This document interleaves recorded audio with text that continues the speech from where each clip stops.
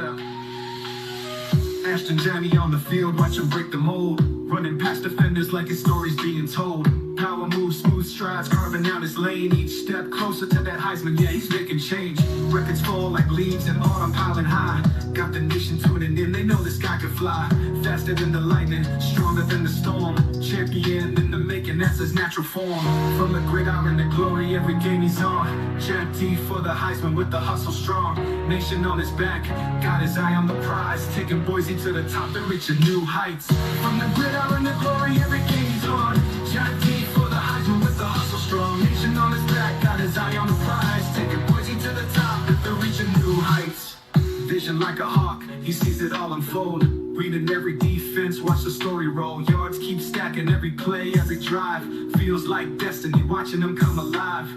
Focused on the goal, never losing sight. Grinding for that trophy under Friday night lights. Boise's pride, lifting the whole team up. With the Heisman in his sights, he won't give up. From the gridiron to glory, every game he's on. Guaranteed for the Heisman with the hustle strong. Nation on his back, got his eye on the prize. Taking Boise to the top and reaching new heights. From the gridiron to glory, every game he's on. Guaranteed for the Heisman with the hustle strong. Nation on his back, got his eye on the prize. Taking Boise to the top and they're reaching new heights. So here's to the journey. Ashton where the legend begins. Chasing down the Heisman with heart and drive. For the national title, he's keeping hope alive.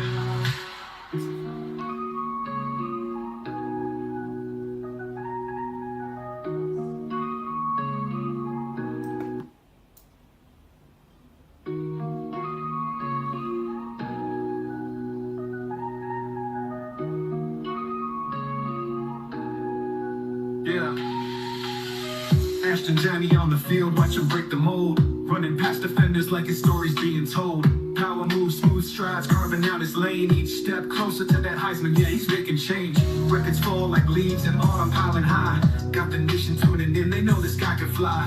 Faster than the lightning, stronger than the storm. Champion in the making, that's his natural form. From the gridiron to glory, every game he's on. Guaranteed for the Heisman with the hustle strong. Nation on his back, got his eye on the prize. Taking Boise to the top and reaching new heights. From the gridiron to glory, every game he's on. Guaranteed for the Heisman with the hustle strong. Nation on his back, got his eye on the prize. Taking Boise to the top and they're reaching new heights. Vision like a hawk, he sees it all unfold. Reading every defense, watch the story roll. Yards keep stacking, every play, every drive. Feels like destiny, watching them come alive. Focused on the goal, never losing sight. Grinding for that trophy under Friday night lights. Boise's pride, lifting the whole team up. With the Heisman in his sights, he won't give up. From the gridiron to glory, every game he's on. Guaranteed for the Heisman with the hustle strong. Nation on his back, got his eye on the prize. Taking Boise to the top and reaching new heights. From the gridiron to glory, every game he's on. Guaranteed for the Heisman with the hustle strong. Nation on his back, got his eye on the prize. Taking Boise to the top and they're reaching new heights.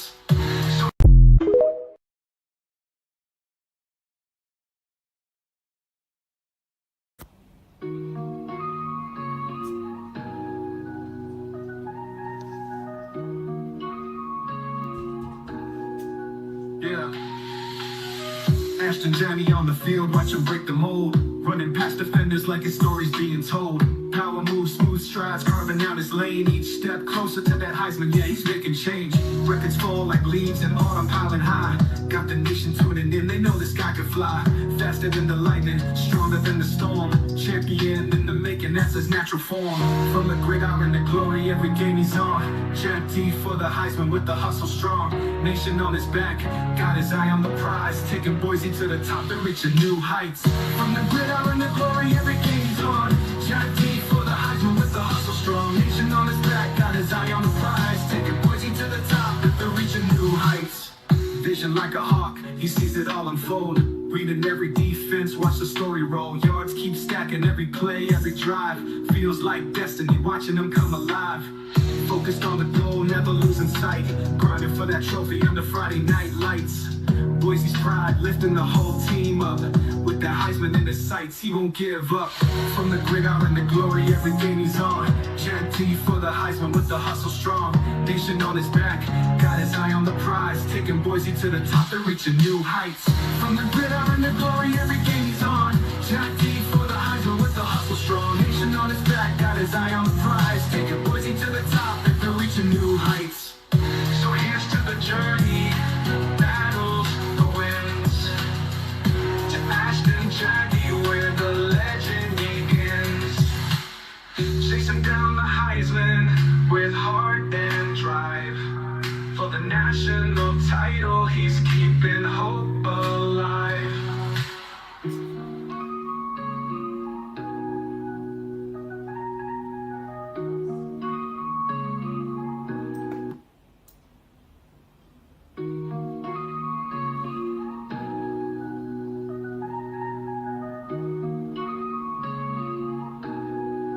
Yeah. Ashton Janney on the field, watch him break the mold. Running past defenders like his story's being told. Power moves, smooth strides, carving out his lane. Each step closer to that Heisman, yeah, he's making change. Records fall like leaves in autumn, piling high. Got the nation tuning in, they know this guy can fly. Faster than the lightning, stronger than the storm. Champion in the making, that's his natural form. From the gridiron to glory, every game he's on. Jack T for the Heisman with the hustle strong. Nation on his back, got his eye on the prize. Taking Boise to the top, they're reaching new heights.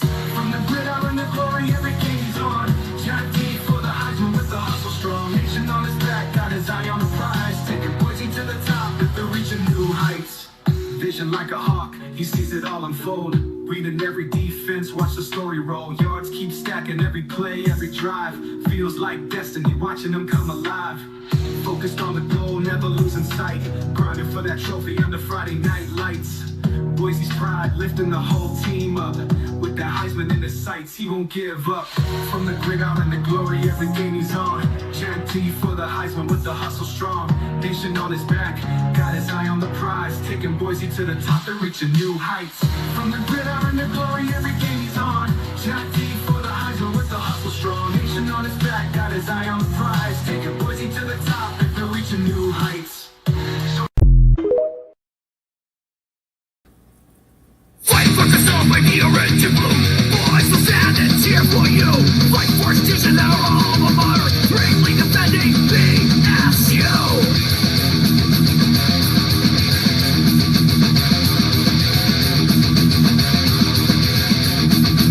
Fight religiously for Boise State. Success in our faith earned great. Boise Park edition as a competition. Glory for BSU.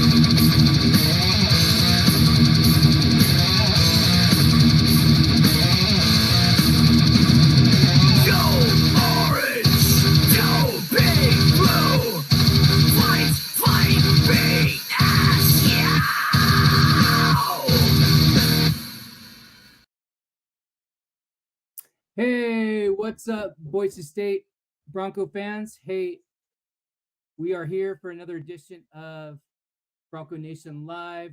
Me and my co-host Sam will be covering the ESPN Bowl Mania challenge that we got going on in our Bronco Nation Updates group. We'll be covering all the games. You will want to get into that group. I've included a link with all the posts on the platforms for this live show, and so you will want to get in on the fun. And ESPN is giving away $1 million for anyone who has a clean bracket all the way through. So good luck with that. But we'd love to have you guys on our group and see who fares nicely during the playoffs. So with that ado, welcome Sam. Sam went through a lot of trouble to get here tonight, so glad you're here, and thank you very much, my friend. I'm trying to get my phone just froze up on me. So I missed your entire intro almost. How's it going? Good. Hey, just a reminder for everyone who's watching tonight, if you have a comment or a question, feel free to throw those in the chat, and we will air those live during our show as we go through this. Right now we are on the Meta platform in Facebook. We're on YouTube, and we are in LinkedIn right now. So any one of those platforms, you're joining in, all your comments we'll put on the screen. And we're also streaming live on TikTok as well. So we'll be keeping an eye on the chat as we go through all of these bowl games and playoffs. So exciting times, especially for Sam and I. We're big Boise State fans, so we have a team that's making history, and then we also have the nation's most outstanding player, Ashton Jeanty, who should win the Heisman Trophy tomorrow night. So I think I saw a stat where he's 95.2% likely to win it. 95.2% of the time, the Maxwell Award winner wins the Heisman. I like those chances. Yeah, I think I heard, and I think I heard the last 8 of the 10 Maxwell Award winners who were running backs ended up with. I think it was 9 of 11 running backs and 8 of the last 10 in the last 10 years. Yeah. Yeah. So I'll take those. I'll take those chances, and hopefully he brings back the hardware back to Boise, Idaho. Not just he already. Yeah, we want that. He did. We want that big trophy at the end of the year. Yep. But we are. So we're gonna go through those games, and we'll talk about who we might see in that quarterfinal in the Fiesta Bowl. So with that, I want to go ahead and I'm gonna share my screen. If you guys are following along with us out there, hit that link to ESPN, and if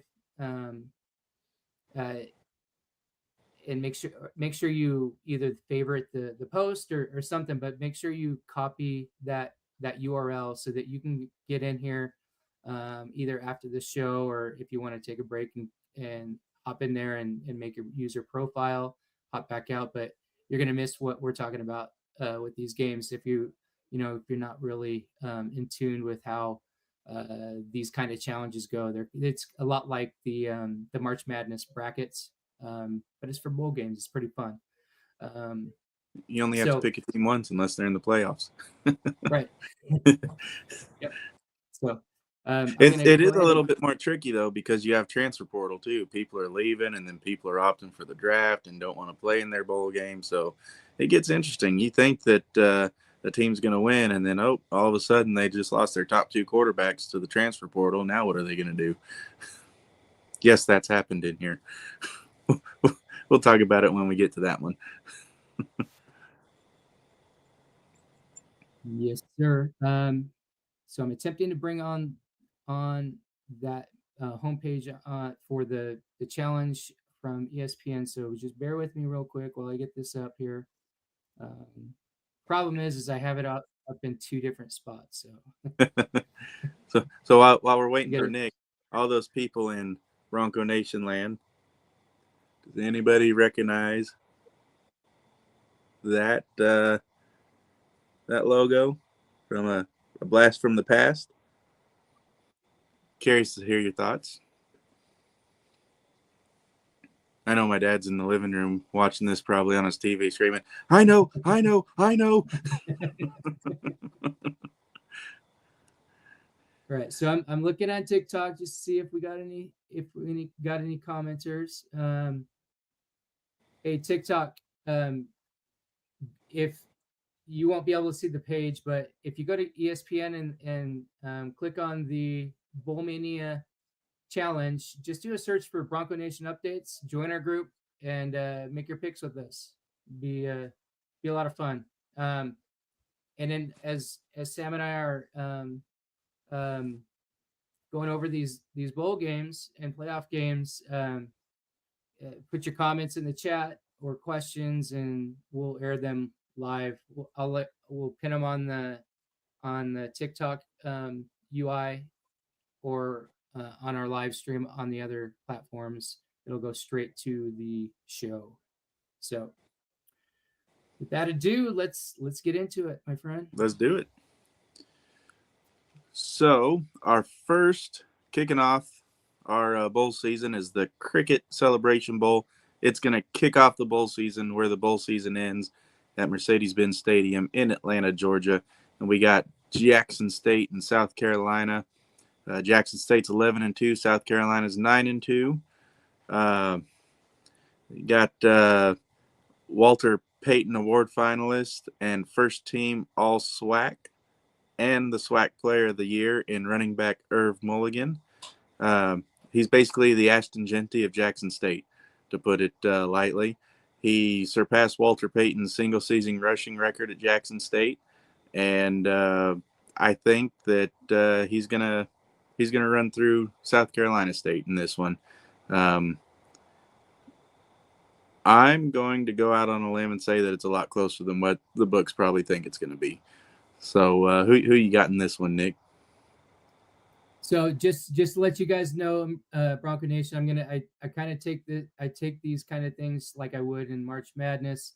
Some of them I'll pick because I know about the team, or I've heard a lot of, because I am up with sports all year. So I'll either choose a team because of what I know, or I'll choose a team how I feel. If I feel there's going to be upset or something, sometimes there's no data to support it. It's just that's what Nick picked. So in this one, I'm going to take Jackson State, just because I don't know a lot about South Carolina State. Well, so here's something you might not know about South Carolina State. In 2021, they played spoilers to Jackson State. You know who the coach was that lost 31-10 to South Carolina? Coach Prime, right? So that's not going to deter my pick anyway. I got the Tigers beating the Bulldogs 45-42.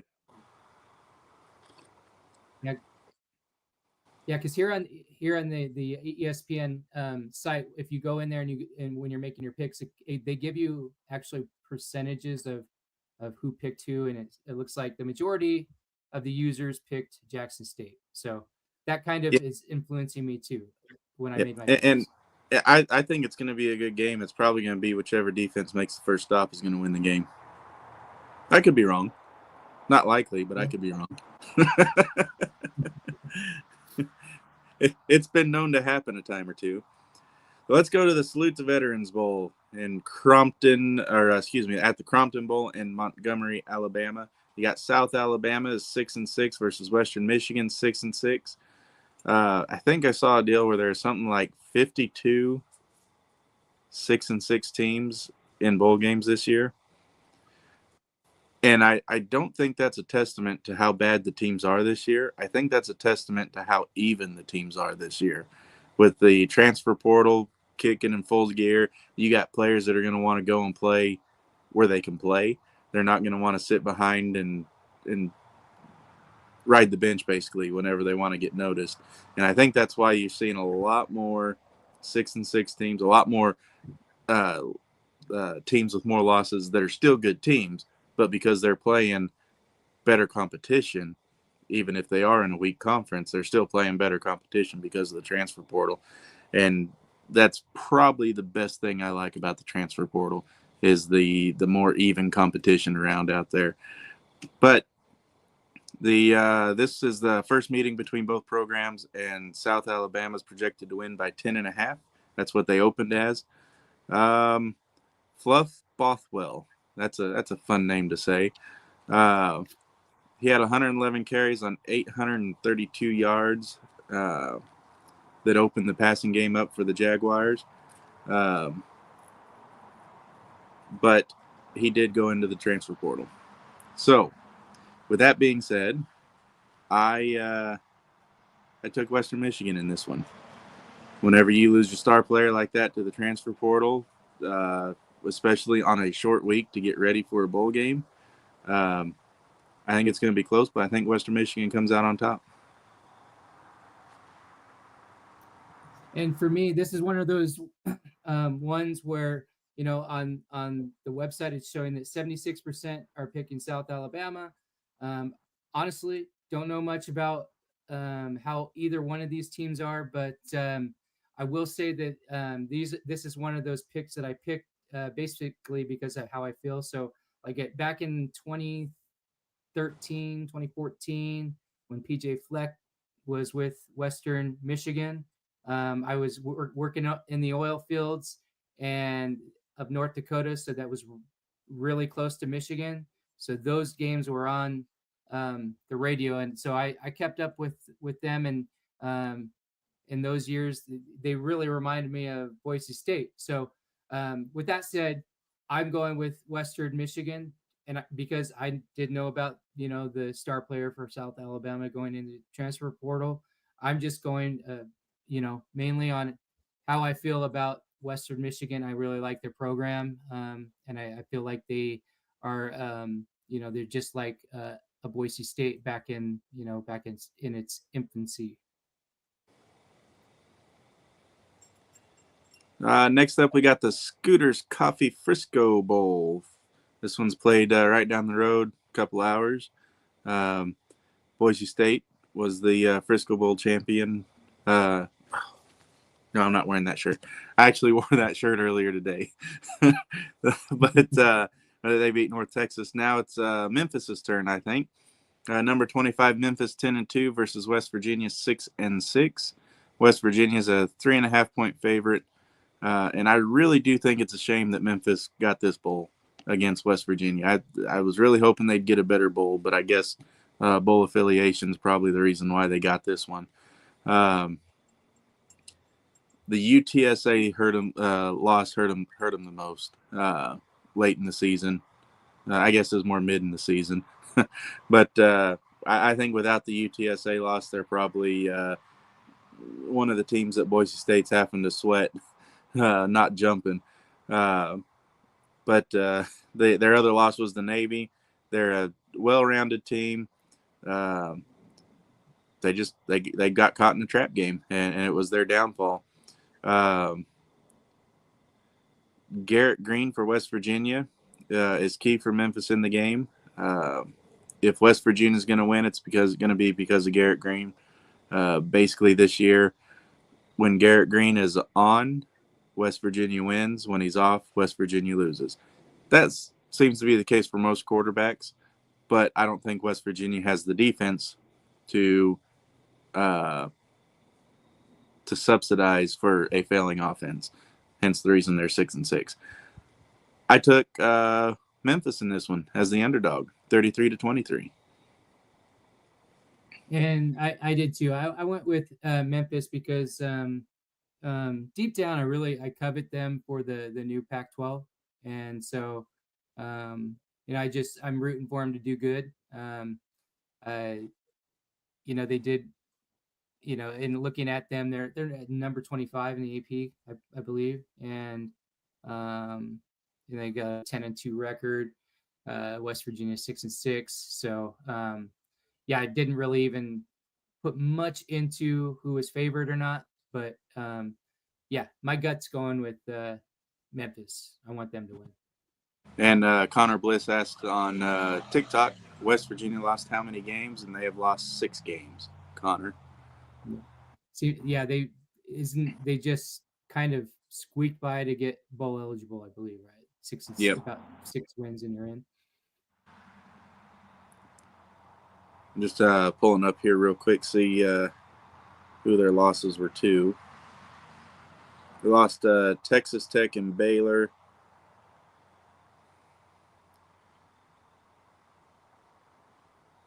Let's see. They lost to Penn State to start the season. Then they lost to Pitt and Kansas State. And then Texas Tech and Baylor. Those were the 6 losses.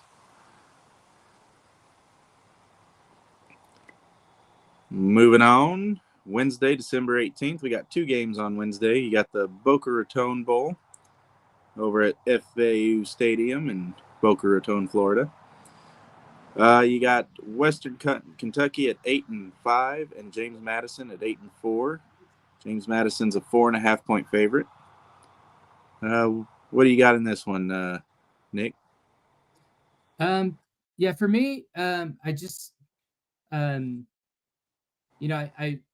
kind of weighed on like who's picking who. To me, I think James Madison just has a better feel for me.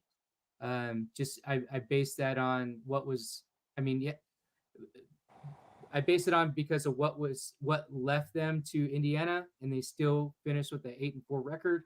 So I chose James Madison in this game. I did as well, but only because it really has the potential to be James Madison from the rip all day.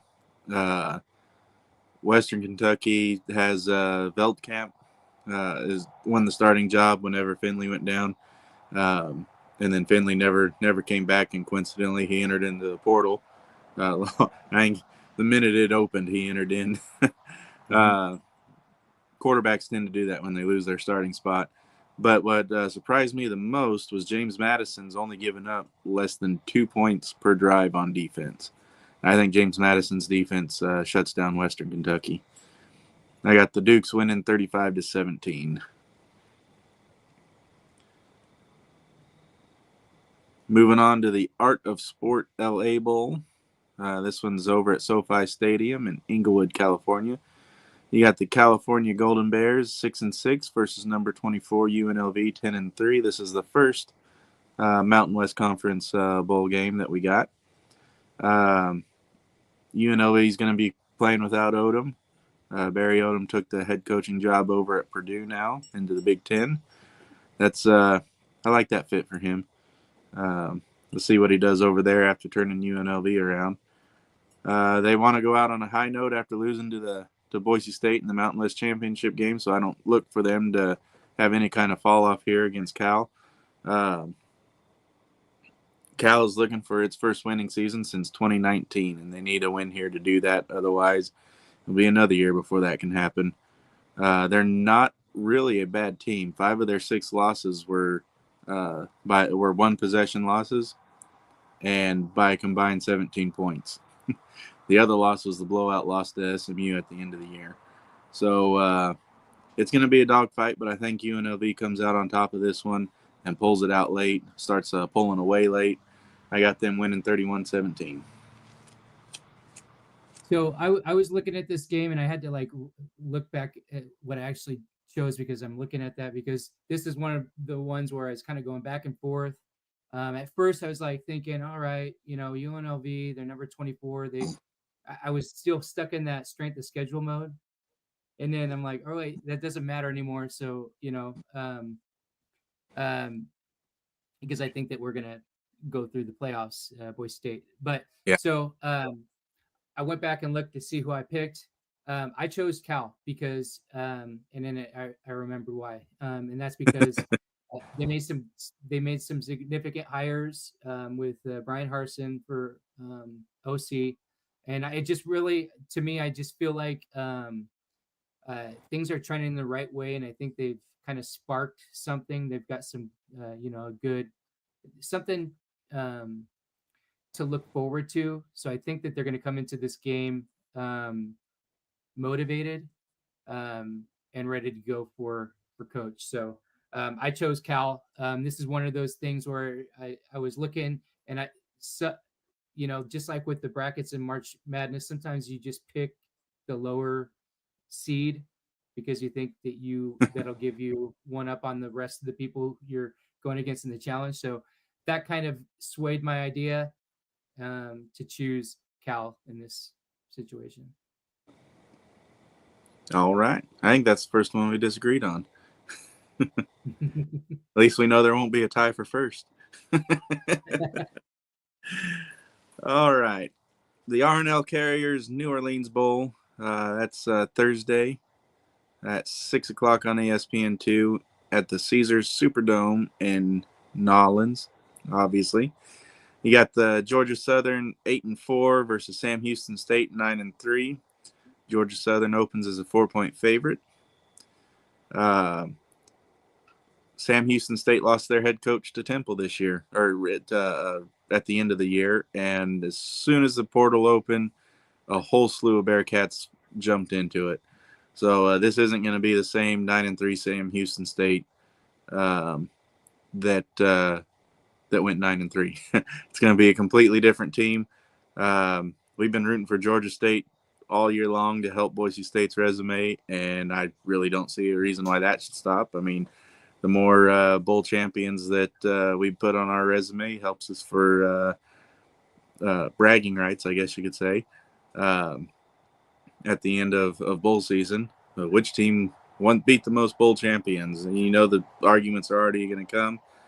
I've got Georgia Southern winning this one 33-13. They're going to run all over the Bearcats. And, that's what I got. Yeah, and for me, I didn't know much about Sam Houston. On the percentages here on the website, they're pretty evenly picked. 51% for Georgia Southern, 49 for Sam Houston. But it's a sentimental thing for me. I really like the Georgia Southerns and the North Texases of the world. So I went with the Georgia Southern as well. The Staff DNA Cure Bowl. This one is Friday, December 20th, my mom's birthday. If she's watching out there, happy birthday, Mom. Early birthday. Got Ohio is 9-3 versus Jacksonville State 9-4. Ohio is surprisingly a 1.5-point favorite to open. When I saw that, I scratched my head a little. Both schools are coming off of blowout championship wins. Ohio beat Miami, Ohio 38-3, and Jacksonville State beat Western Kentucky 52-12.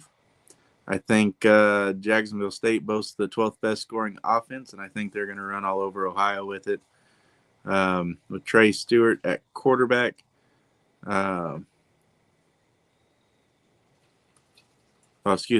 Trey Stewart at running back and Tyler Huff at quarterback.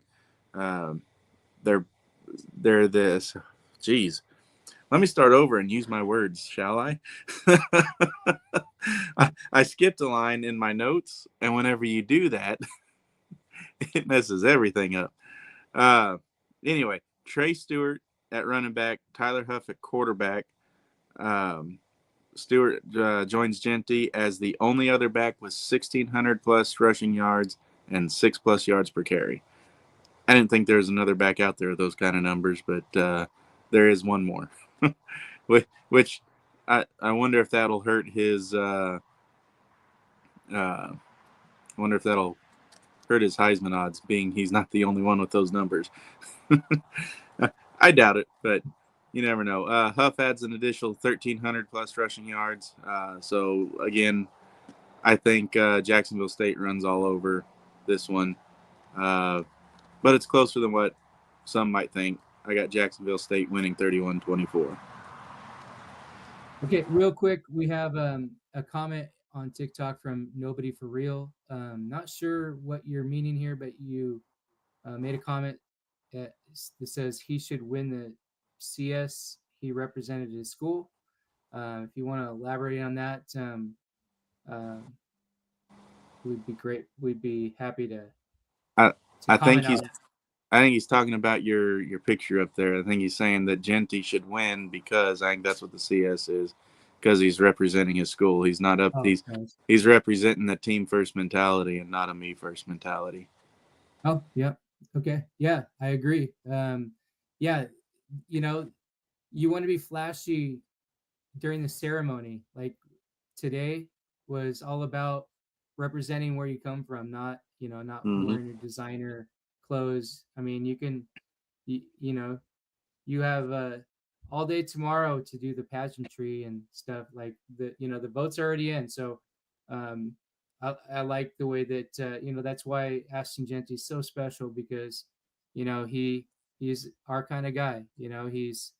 Um, he's been all about the team. He could have taken over $1 million in NIL money last Mm-hmm. year, but he decided to run it back. I believe he made about he got about 300,000. Our nonprofit was able to chip in some of that, but yeah, he could have gone probably anywhere he wanted to for $1 million or so dollars, but he had work to do, and so Yep. and he still has work to do, and that's why he Yep. came to work today. Yep. And that's He wanted why, to leave. He wanted to leave a legacy, not make money. right? And then that's why I made the Heisman Trophy that it looks like Genty. So, Yeah. um, so maybe one of these days they'll see his body of work, what type of person he is, what kind of athlete he was on the field, and maybe he'll get his own award one of these days, because I mean, he deserves it, like, for real.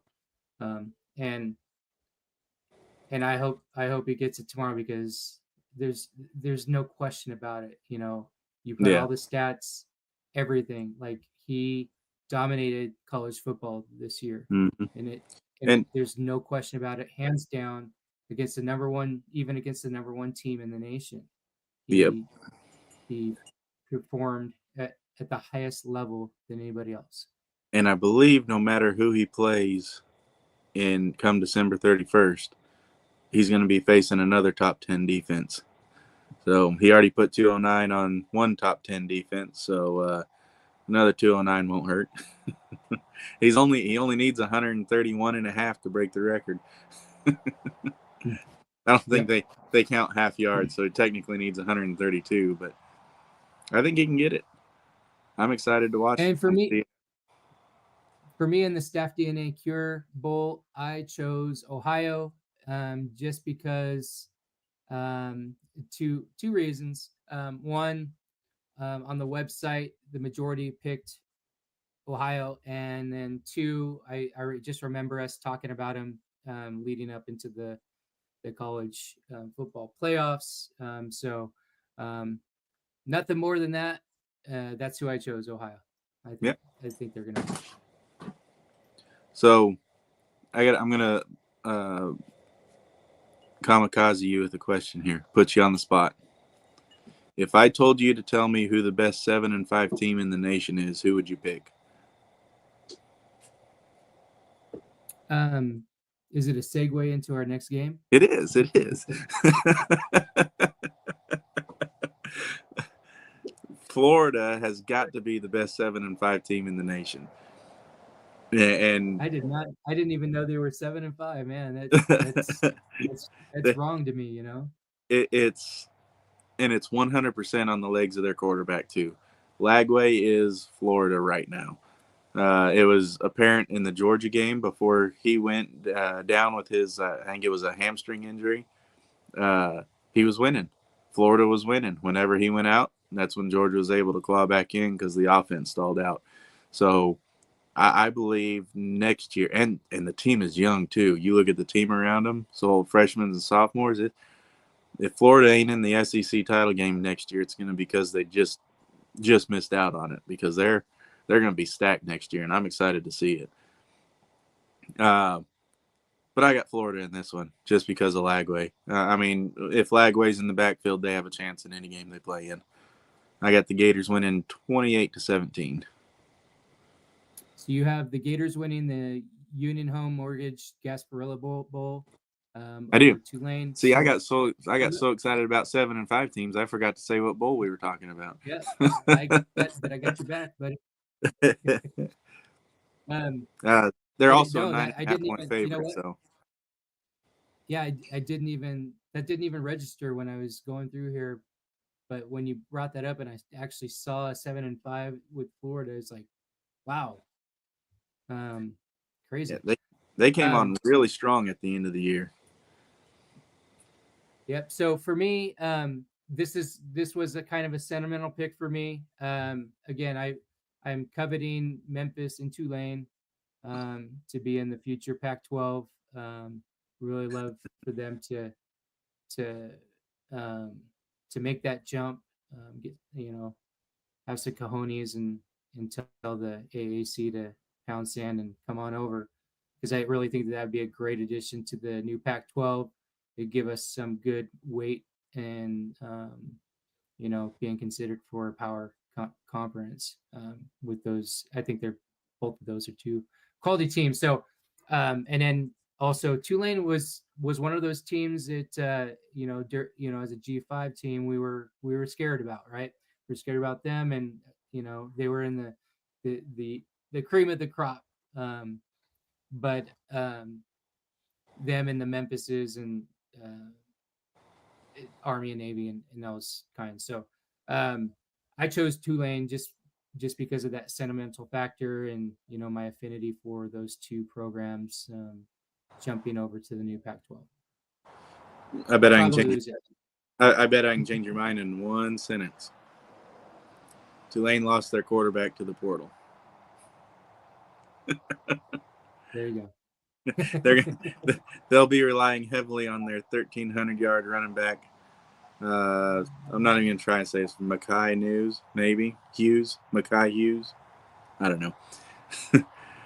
We'll say that's a right pronunciation. Let's see. Let's go to the Myrtle Beach Bowl, and I've just got to ask.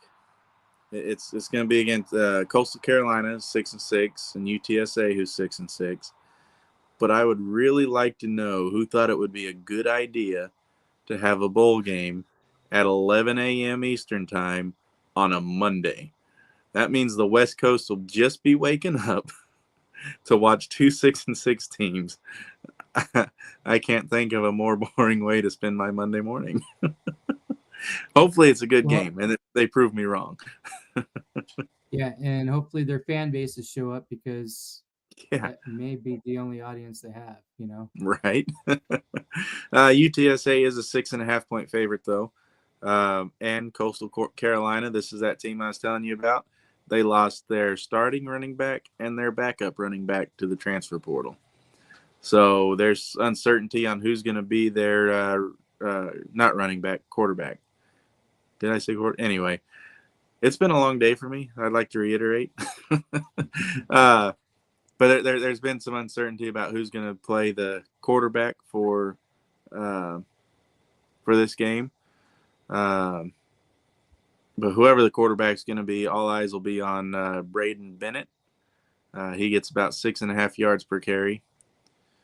UTSA went 2-4 to start the season and won 4 of their last 6 to get bowl eligible. So good on them. I've got UTSA winning this one just because you can't win a game without a quarterback. UTSA going up 27-13. That's my prediction. And this is a great example of how it goes with one person who does the research and the other person doesn't, because I didn't do any. So, so I didn't know they were down. So, but I chose Coastal Carolina just primarily because of it looked like the percentages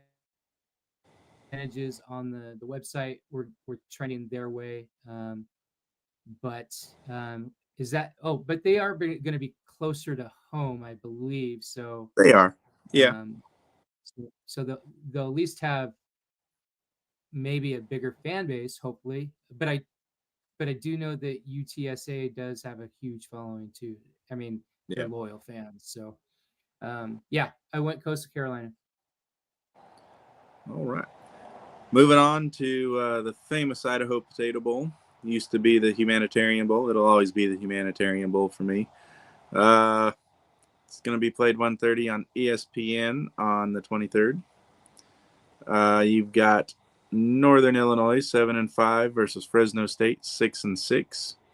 Northern Illinois is a 2-point favorite, and I'm sure that after upsetting Notre Dame, this was a letdown year for them.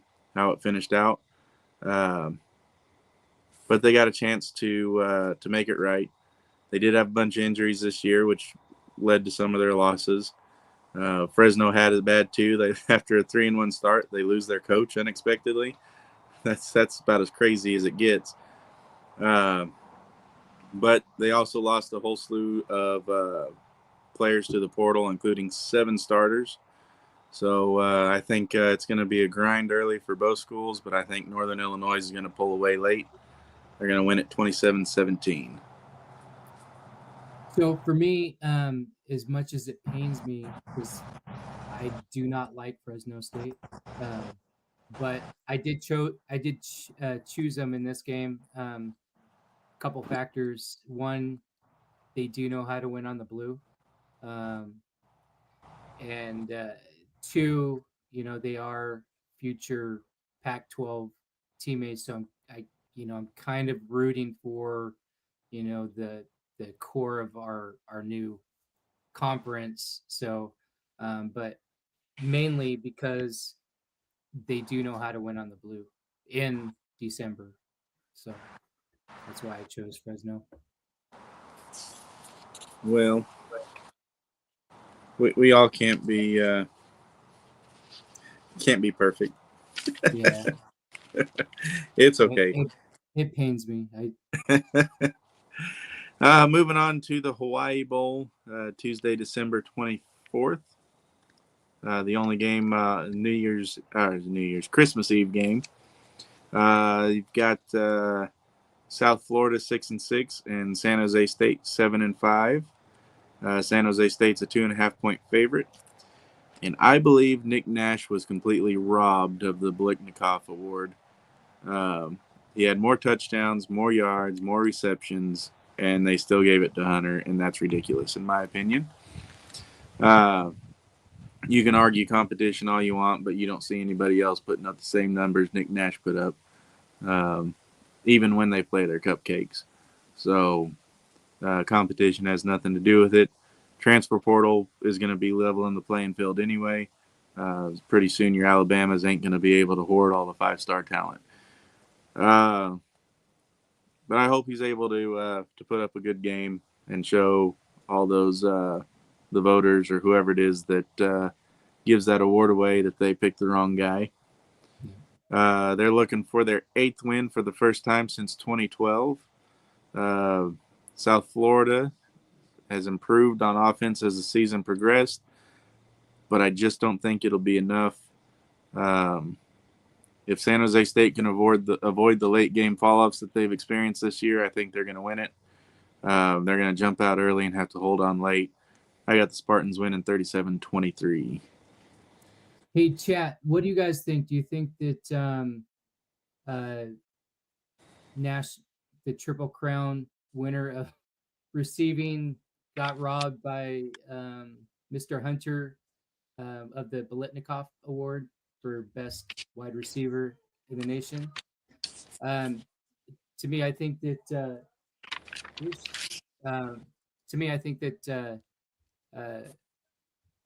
Travis Hunter's PR firms really locked that down for him, and truly, like, Nash should have won that award.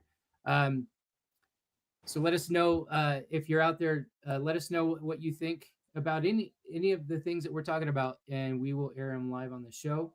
Um, I chose San Jose State because I think they're a really good team. Um, I think they have the nation's best wide receiver out there, so I chose San Jose State. All right. The game above, Sports Bowl. We played in Michigan at Ford Field. You got Pitt 7-5 and Toledo are 7-5.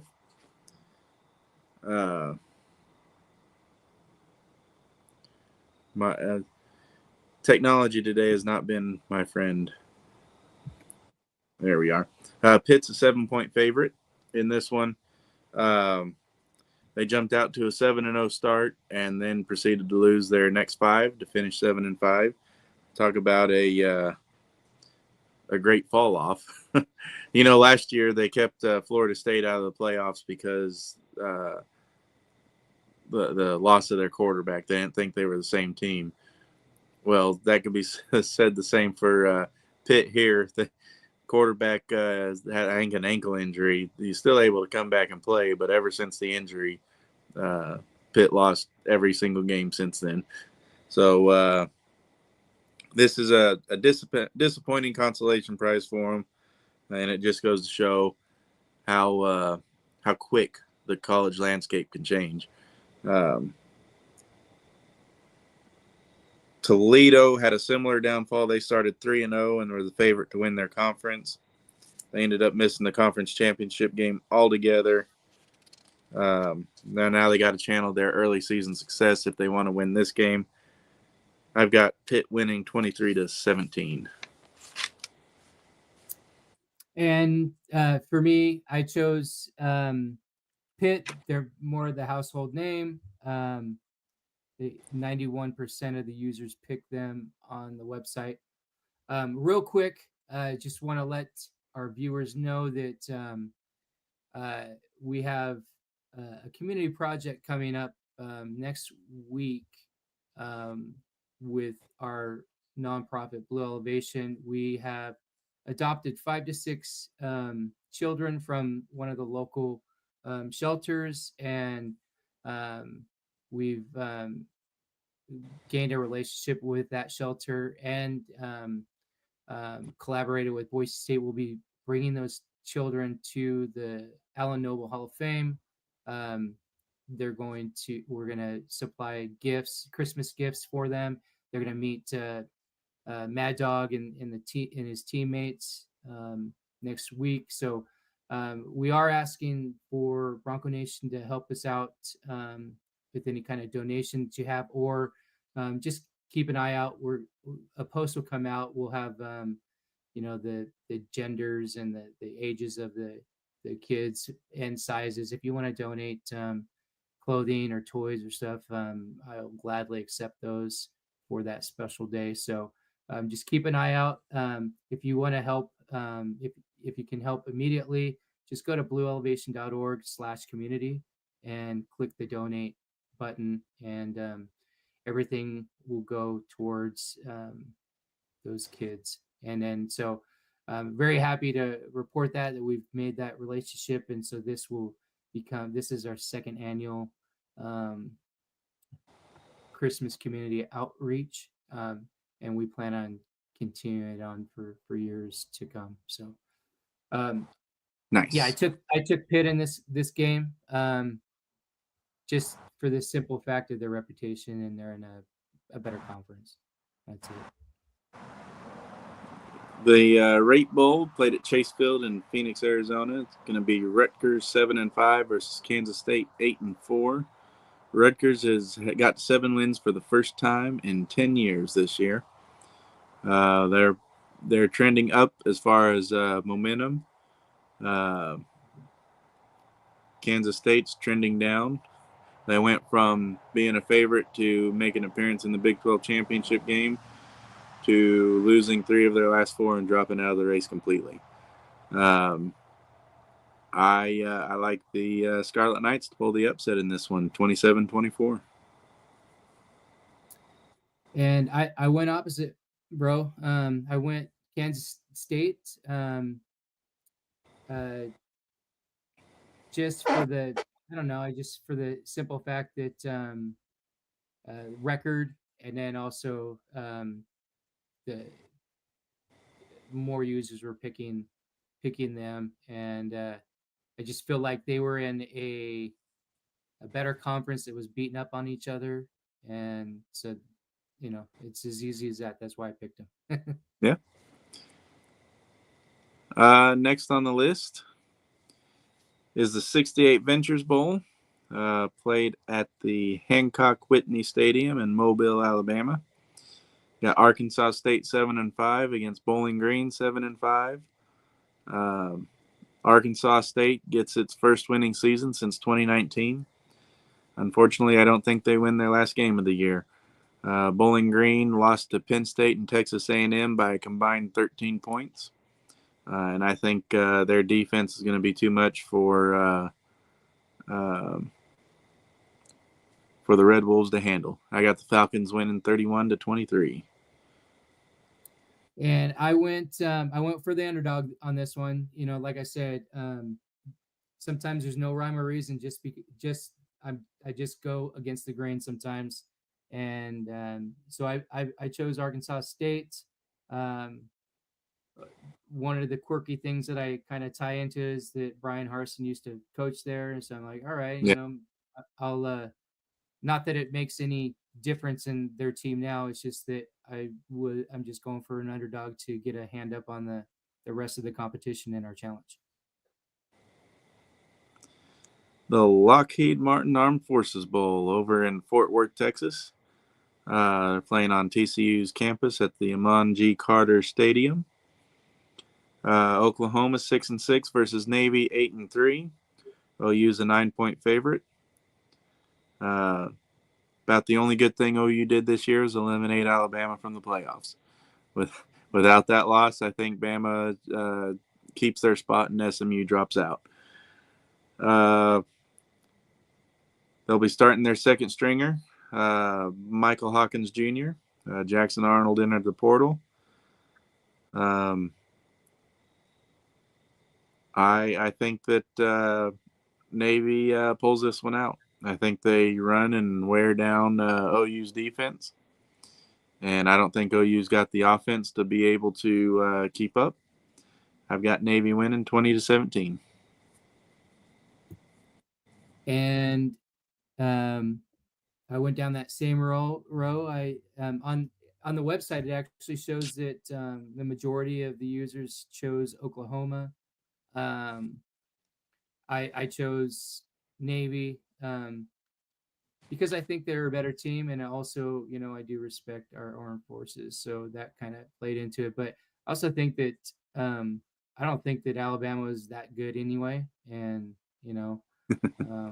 even though Oklahoma qualified for a bowl, they're 6-6. I just think that Navy's a lot better team. I think they're going to run it down their throat.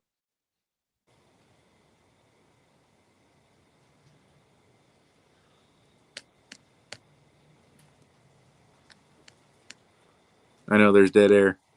I'm trying to hurry.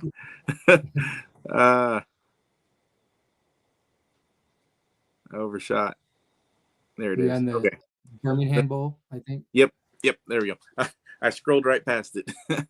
The Birmingham Bowl is going to be December 27th at 3:00 Eastern. You got Georgia Tech 7-5 versus Vanderbilt 6-6. Yellow Jacks a 2.5-point favorite. They had one heck of an up and down year, beating Miami, losing to Georgia in 8 overtimes, and then they lost. Got blown out by Notre Dame, got blown out by Virginia Tech, beat North Carolina State. It's just one of those, you never know which team's going to show up, albeit their quarterback was injured and they played with their second stringer for on and off throughout the whole deal.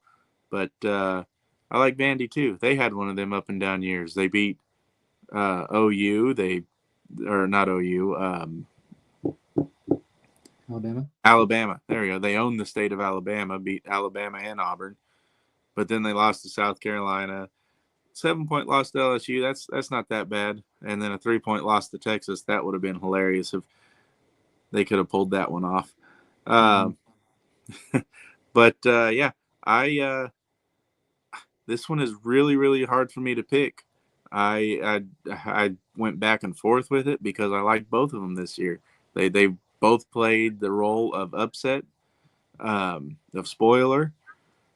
I just think Georgia Tech's going to have that much more of an edge because they've hung with more of the big dogs. And I've got Georgia Tech in this one, 30-24.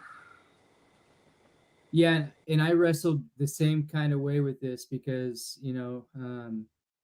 Georgia did have some really good wins, and then how they performed against Georgia in that thriller. Vanderbilt almost took it over the top because the fan base took their field goal post 3 miles down the road and threw it into the river. So, yeah, but overall, I did the same thing as you. I think that Georgia Tech will win this game, even though they've been up and down. I just think that they are a strong team, just a little bit stronger than Vanderbilt. But that post throw into the river 3 miles down almost made me choose Vanderbilt. Is that a weird way to pick a game, huh? Right. Probably not the most, but one of the most lower tier intriguing bowl games is the AutoZone Liberty Bowl this year on December 27th. You've got 8-4 Texas Tech versus 6-6 Arkansas. Taylor Green this year went 21 of 360, 2,813 yards, 13 TDs, and 9 interceptions. I watched a lot of his games. He threw some bad passes, but a lot of his interceptions weren't all his fault either. This is a meeting up of two old Big 12 schools. Now Arkansas is out in the SEC, and Texas Tech obviously still in the Big 12.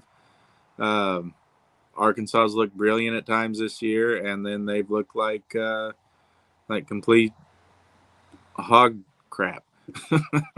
So this one was another one that was hard for me to do because Texas Tech, they've looked great and like garbage. I mean, they did open the season almost losing in overtime to Abilene Christian, but then they turned it around.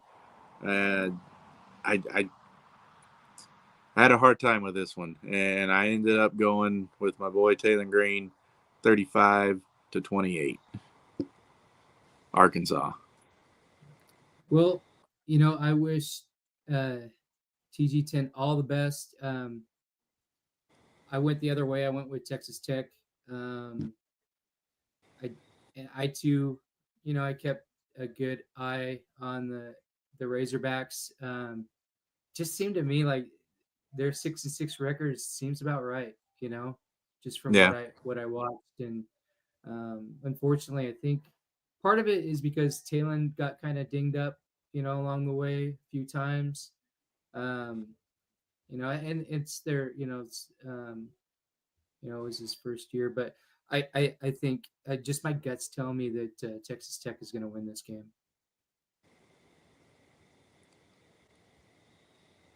Next up is the DirecTV Holiday Bowl. This one's going to be played in San Diego. It is between number 21 Syracuse, who's 9-3, versus Washington State, 8-4. Washington State, what a great late season letdown they've been. They went from 17 to unranked in 3 games. It's ridiculous how they went from giving us another quality win to should they have even been ranked at all. But I think that trend continues. Syracuse is riding high after beating Miami and putting Clemson into the ACC championship game. I just think they're an all-around better team. I got Syracuse winning this one 33-24.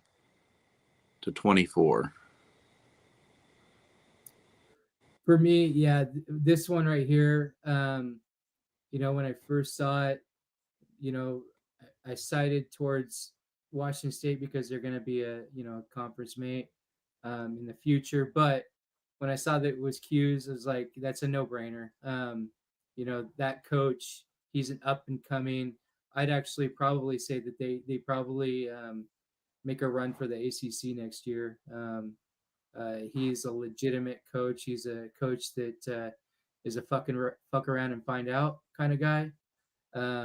So and that bleeds into his players, and his players are the same thing, and they believe in him.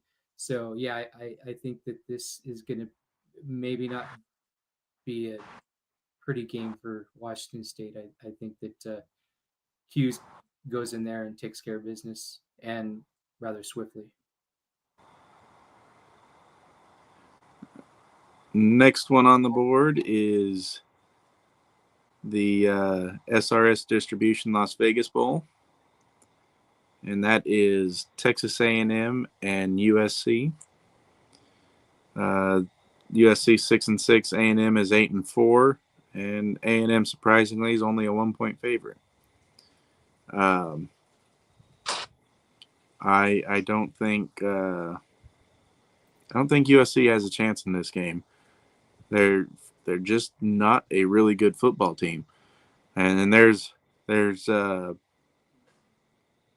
you can hear the rumblings that Riley's on the hot seat. And I think if USC doesn't put together a winning season next year, I don't think any amount of buyout is going to keep him from not getting ousted. But I got A&M in this one, 24-17. Yeah, I just don't have any respect for USC. Their glory days, they're far from those. And college football is better when they're good, but just right now, they do not have a good product at all. So for those reasons, I just think that Texas A&M is just a far superior team, and I think they're gonna win USC handily. Up next is the Wasabi Fenway Bowl. UConn 8-4 versus North Carolina 6-6. Whenever I saw that UConn was 8-4, I had to take a double look at that. It wasn't too long ago whenever you saw UConn and you were associating them with the bottom 10 on ESPN. But I mean, you looked at their schedule and they got some decent wins, and then a 7-point loss to Syracuse. So I thought whenever I first looked at this game at first glance, I'm like, oh, that's North Carolina, hands-on all day, every day. I'm going North Carolina. And with Belichick going to North Carolina, there's definitely some buzz around that program now. But I don't think just him hiring on is going to be enough to put them over the top. I took UConn in this one, 24-21. And see, I went the other direction because I do kind of think that hiring him is going to create a reaction with the players that are already there, may motivate them, with a Hall of Fame coach, one of the greatest ever to coach in the NFL coming in. I feel like if there's any time, a chance for somebody to be motivated, be at this point in time. Optimism should be up, and then also, proving your salt, right? So for that reason, I did choose North Carolina. Next up, the Bad Boy Mowers Pinstripe Bowl, December 28th. This one's in New York. You got Boston College 7-5 versus Nebraska 6-6. Nebraska's a 3.5-point favorite. Boston College was up and down a lot this year. They lost their quarterback whenever he got benched. He ended up leaving the program. Nebraska up and down as well. They started out looking like they were going to have promise, and then they just kind of fell off. They did almost beat Ohio State. They lost that one 21-17. I was up in the air on this one. But I ultimately I went with Nebraska getting a winning season under their belt. And I picked Nebraska 20-17. Yeah, for me too. You know, I looked at it. I looked where it's located. It's located closer to Boston College, so kind of hard to do that.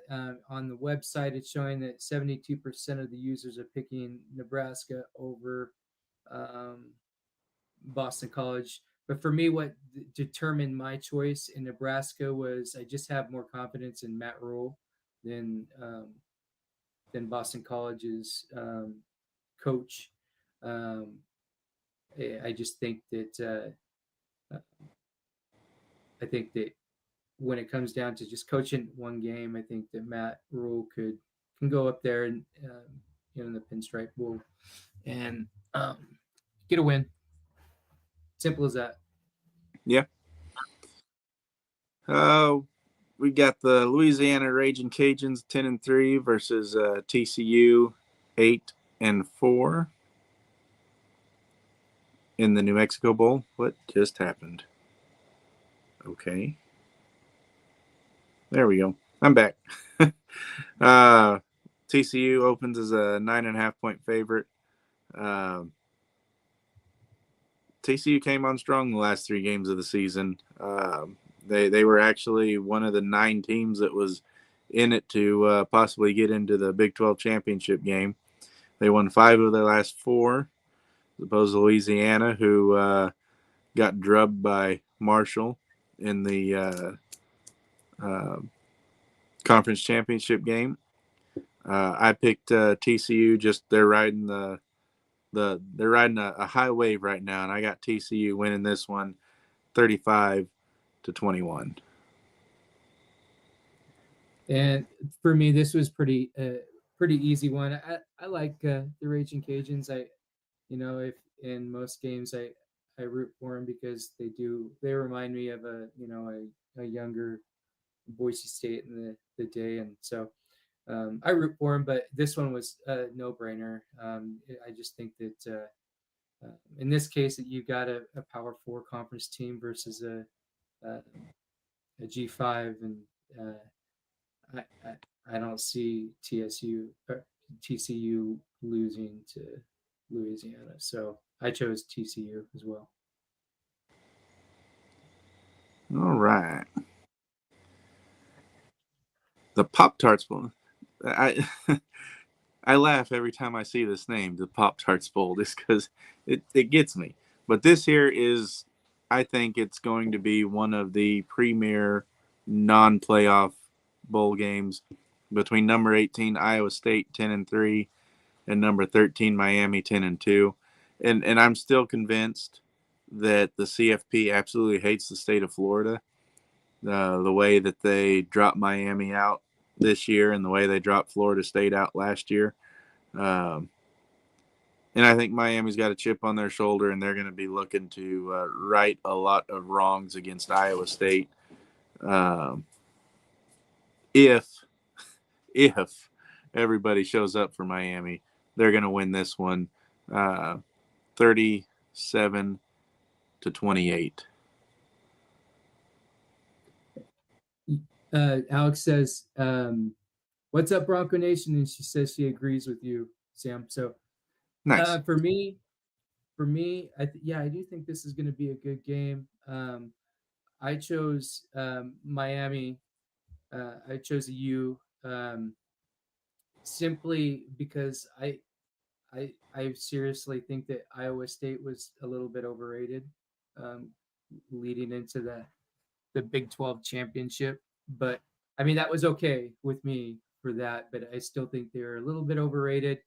And I think the U, after they got clobbered by Hughes, they're going to probably take up that pinted frustration out on the Cyclones. Next up, we got the DOGG Arizona Bowl. Snoop Dogg, Arizona. He went out and got himself in Call of Duty. Now he went out and put himself in a bowl game. Is there anything Snoop won't do? They got Miami, Ohio is 8-5 versus Colorado State is 8-4. You're gonna have to hunt for this one because they put this bowl game back over on the CW network at yeah, where all the great college football games are played. Yeah, of course. Yeah, that's where I go. Miami's a 2.5-point favorite. For that reason alone, I'm taking the dog. I think both of them have won 4 of their last 5. Miami's coming off their blowout loss to Ohio. Colorado State coming off of their disappointing loss to Fresno State that knocked them out of the Mountain West Championship game, which ended up not mattering because we still won that one pretty easily. But I still like Colorado State in this one. I got them going 31-24 over Miami. Yeah, and for me, I chose Colorado State just because I think they're going to win. It's as simple as that. My pad just froze, like completely. I can't move. I can't go anywhere. Why don't you talk about that blue elevation for a minute? Okay. Yeah. Again, have exciting news coming up this next week. We've partnered and made a relationship with a local shelter here in the Treasure Valley, and we're adopting 5 to 6 children. And next week, we're going to take them to the Allen Noble Hall of Fame. We're going to bless them with a bunch of gifts and stuff. So we'll be able to do that. They're going to get to meet Maddox Madsen, the starting quarterback of the Boise State Broncos, and teammates. They'll get to meet them in the Hall of Fame, go on the blue. Just keep an eye out. We're going to post this, across our platforms. We're asking, I'll get more information on ages and sizes of clothes, but we're accepting donations. I'll gladly take any gifts that you want to do to bless these kids, or we're taking donations, and we have a team that's going to go out and buy gifts and wrap them for them and label them with their names and all that. So if you want to help, just keep an eye out on our platforms for that outreach that we'll be sending out. Contact me. Contact me through either the pages or even on my profiles in any one of these platforms.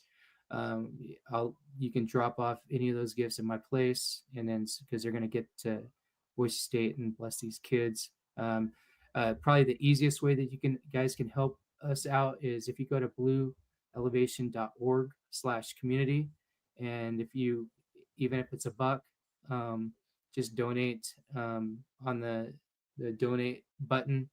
And then what we do is we're using those, and the team's going to go out and buy those presents and wrap them, and we'll get some boxes of food for the families and stuff like that too. It's a really good blessing. You go into these things thinking that you're going to bless people, but you actually get blessed by doing this. So we really appreciate Mad Dog's mom for contributing and helping out and connecting us to Maddox and the team to be able to bless these kids. But the easiest way to help us is to go to blueelevation.org/community and use the donate button and donate whatever you can, or contact me or us through the pages or my personal profiles on whatever platform there is. I'm on everything, and Bronco Nation Updates and Blue Elevations on everything too. So All you have to do is send an inquiry. You will get a response. And again, my door is open for anyone who wants to bring those physical gifts, and we'll get them to our team to get those wrapped and to those children.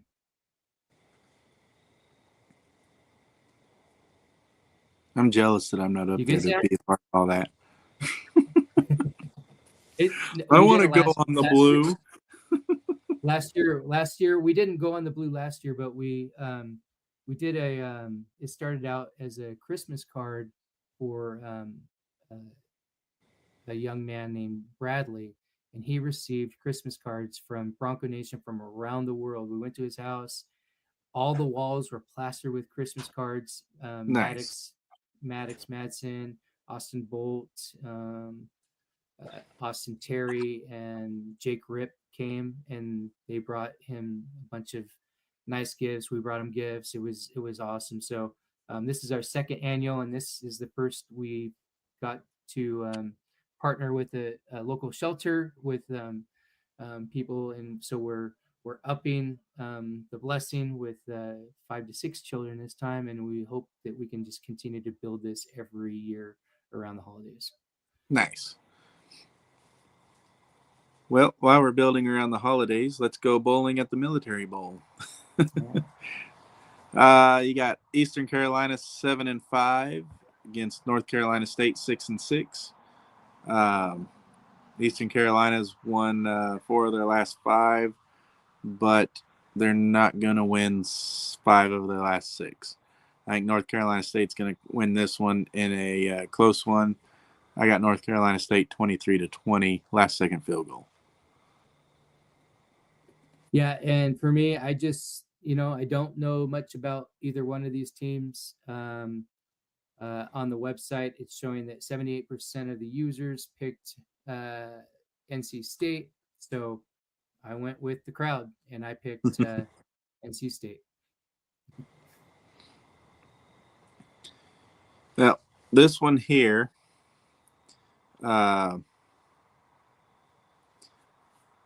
reminds me that this Valero Bowl, Alamo Bowl, reminds me of the year that the BCS didn't know what to do with Boise State and TCU, so they threw them both in the Fiesta Bowl.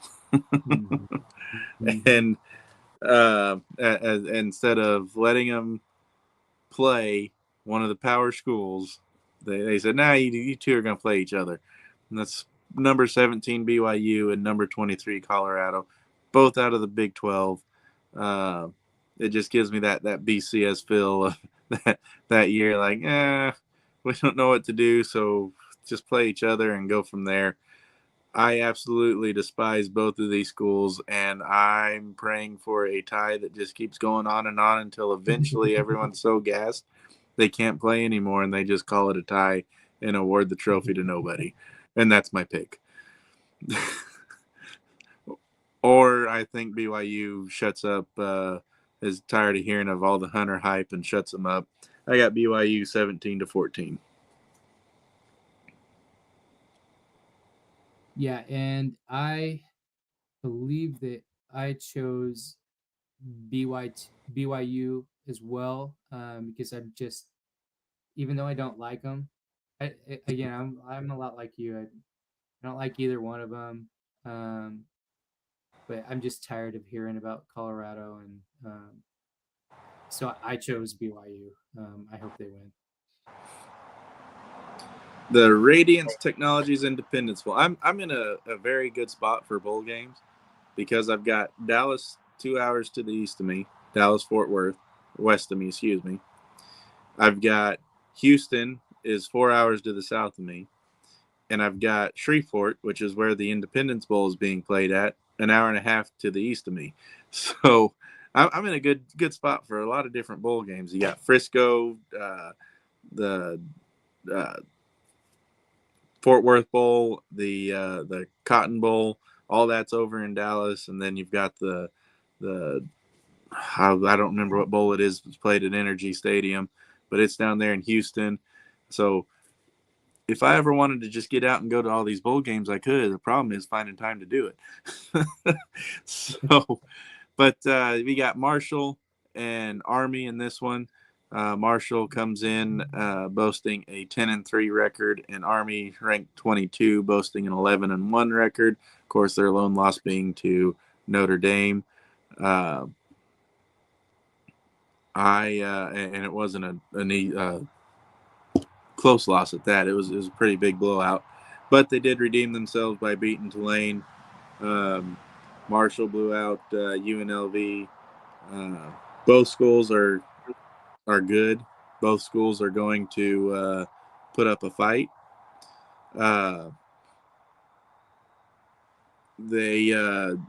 Marshall is hired North Carolina State's defensive coordinator Tony Gibson to replace their Charles Huff, who was hired down at South Mississippi. And I have not been able to confirm this, but I heard rumor that the entire Marshall football team was going into the transfer portal and was transferring to Southern Miss. I haven't been able to find anything to confirm that. I think it was just talk. But on the off chance it wasn't, I'm going Army in this one. Because even if just half of the team goes into the portal, it's going to be a bloodbath for Army, because they're poised to make a playoff run before the Notre Dame loss, and I just don't see Marshall being able to withstand Army leaning on them like they have all their opponents this year. Marshall will give way late, and I think Army wins this one 33-20. Yeah, I respect Army. Again, they were one of those teams that, as a G5 you were scared of. But I do also respect Marshall. I think they're a good team too. But I think that Army is going to win this game, and 94% of the users on ESPN also think so too.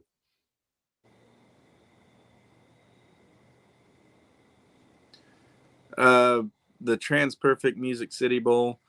This one here, there's a lot of opt-outs on both sides of the ball in this one. You got Iowa 8-4 versus number 19 Missouri 9-3. Missouri's a 1.5 point favorite, but I don't think this game's going to have the pizzazz that it probably could have had. I got Missouri in this one, even though Iowa's won 4 of its last 5. I think Missouri is probably the better team, the better depth of a team. That's what you got to look at in these bowl seasons, where you don't know if you're going to have opt-outs or not. You got to look at the depth of the bench, because that's going to tell you if they're going to do any good in the bowl itself. And I think Missouri's deeper on the bench. I got Missouri winning 27-24. Well, that's good to hear about the depth, because, like I said, I go into these to have fun, but I chose Missouri primarily based on ties to Boise State. We got ties with the coaches, and then to me, I do think they're a better team, just from what I've watched this year. I've watched both teams, and 83% of the users agree with our choice of Missouri, number 19 Missouri. Next up, the ReliaQuest Bowl. Number 11 Alabama 9-3 versus Michigan 7-5.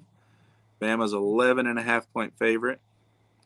I really hope that they do what Ohio State did and just completely overlook Michigan, which is possible because they did it against OU. So Michigan finds ways to win the games that matter. like the Ohio State game. Unfortunately, and as much as it pains me to do it, I just don't think Michigan wins this one. Alabama's going to be looking to paint an "I told you so" picture that they should have been in the playoffs. And I actually think this one is one of the bigger blowouts of bowl season. I got Alabama in this one, 49-21.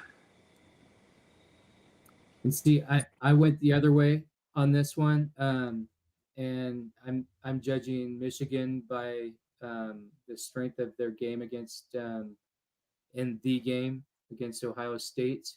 Um, I think that they're riding high on that, and I really, again, I don't have a lot of respect for Alabama. I mean, you lose to Vanderbilt and you lose to 6-6 Oklahoma. Um, I could see where they are. They do want to kind of put that stamp on this game and say, see, told but um, I think that the continuity that Michigan has with the coach right now with his players, it kind of reminds me of the coach with Syracuse has with his players, and I think that Michigan's going to step up for their coach, and I think they're going to get the win here. So, but only 13% of users thought the same way as I did. 87% picked Alabama. And those 13% are probably all in Ann Arbor. Right. Yep. The Tony the Tiger Sun Bowl. You got Louisville's 8-4 versus Washington 6-6. It's on New Year's Eve day. Louisville beat the only playoff opponent. Well, make sure that's right.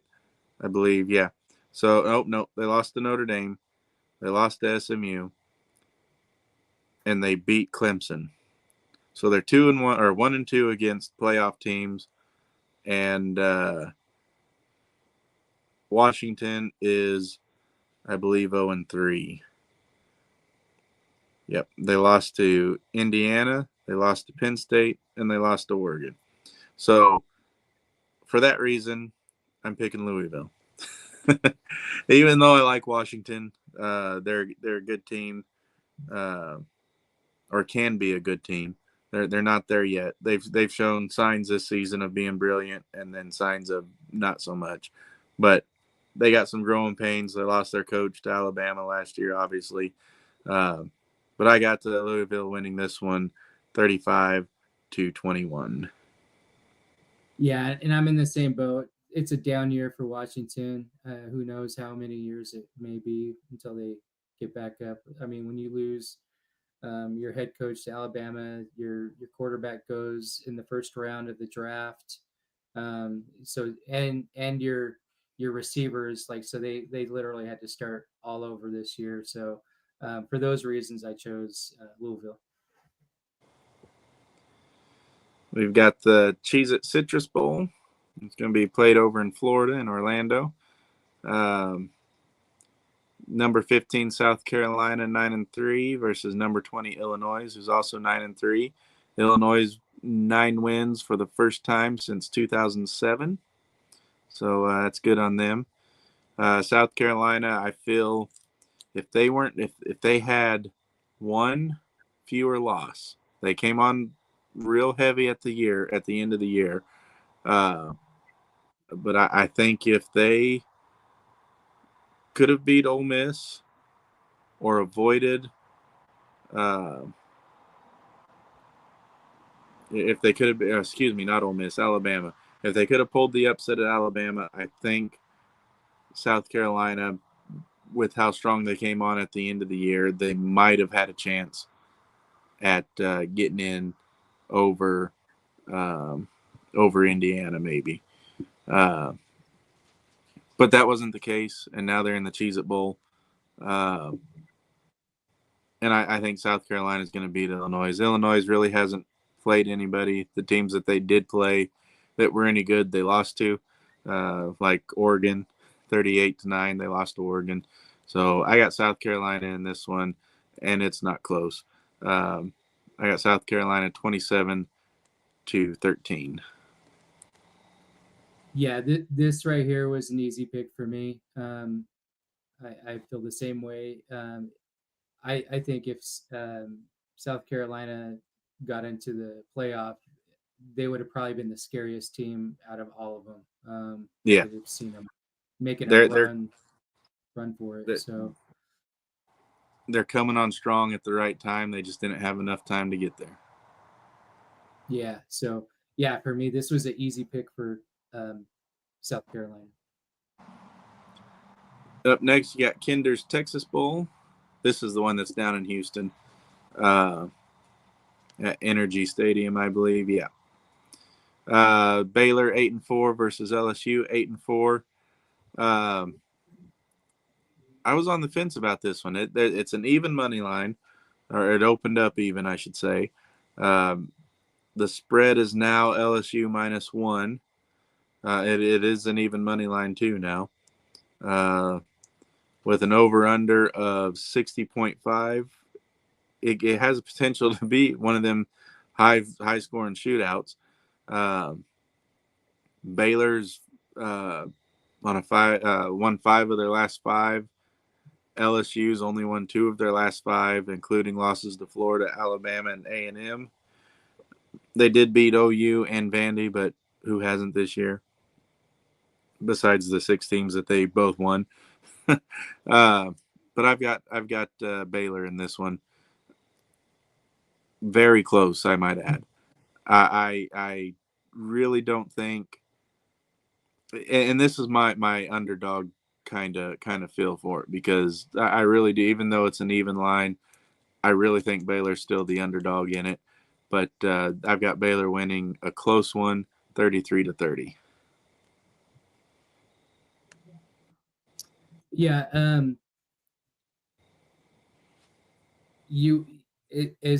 as I can see the percentage of the users that pick these games, you would be on that side of the um, the lower side of the percentage of users who pick Baylor. Um, it is it's closer to home. You got to like that for them.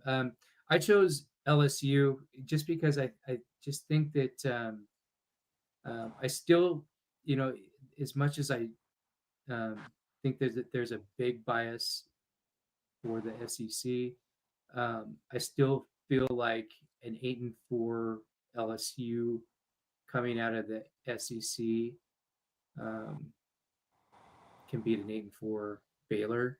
Um, so that is the reason why I chose LSU in this. I didn't go for an upset, um, and saying upset is because 86% of the users also picked LSU. Yeah, and I struggled with that one, but I went with the Texas team. uh, the Tax Slayer Gator Bowl, you got Duke is 9-3 versus number 14 Ole Miss, and this one's not. It's going to be close, but it's not going to be close. The score will probably be closer than what the game actually is. Um, Ole Miss is too good this year. Their only loss in the last 5 was a 7-point loss to Florida, which helped secure Boise State's playoff, um, moving up in the ranks in the playoffs. They didn't secure the playoff spot, but helped them move up. I got Ole Miss in this one. I think we're going to see a 30-24 game, but it'll be a lot closer than what the score actually is. Or excuse me, it'll be a lot more dominated by Ole Miss than what the score actually is. Yeah, I chose Ole Miss too. I don't see Lane Kiffin going in there and losing to a Duke team. I think that he's too good of a coach, and that's too good of a team to do that. Right now, they're ranked number 14, and 94% of the users on the ESPN Bowl Mania page agree with me. We're nearing the end, about to start talking about some playoff stuff. Let's go Jump into Serve Pro First Responders Bowl, another one over in Dallas. We got North Texas versus Texas State. I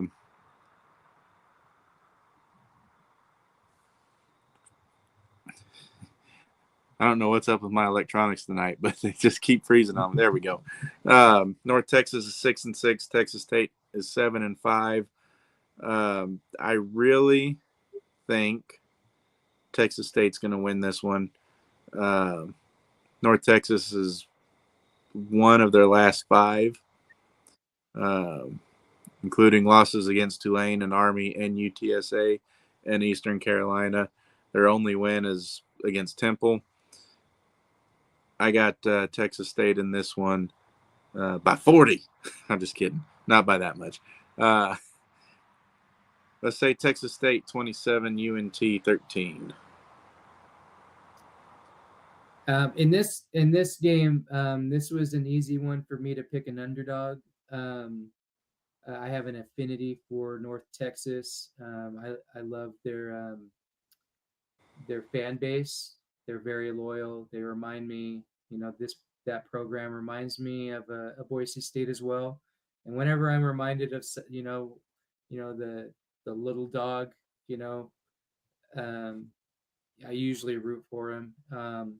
In this case, and in this kind of goes even deeper because I'd love to see, as the new Pac-12 expands, I would love to see a North Texas become one of them on the, one of the lower level echelon of the Pac-12. I really think they're I like the market demographic of them. I like their fan base, and I really feel like they would be, like, down the road, they would be a great fit if we were able to get like Memphis, Tulane, and maybe even the San Antonio, Texas, group North Texas, or even if we were able to steal UNLV and create a North Texas UNLV rivalry that way, with those two markets. Anyway, I'm going down a rabbit hole here, but those are the many reasons I chose to go with the underdog North Texas in this case. The Duke's Mayo Bowl, and it's important to note too, I like North Texas. I just think Texas State has the better chance at winning. So the Duke Mayo Bowl, you got Minnesota 7-5 versus Virginia Tech is 6-6. Minnesota's a 4.5-point favorite. I really wish they would have beat Penn State. It was so close, the 26-25 loss. Their loss to Rutgers didn't help them either. But I don't think Virginia Tech's got what it takes to beat them. I think if Minnesota doesn't lose a bunch of people to the portal or opt-outs, which could still happen, I think Minnesota wins this one 33-28. And for me, I really respect PJ Fleck. Again, it goes back to his Western Michigan days. Really respect just the way that he leads student athletes. His athletes buy into what he's selling, and it would be hard not to. He's a motivator, and so I think that Minnesota will win this game too.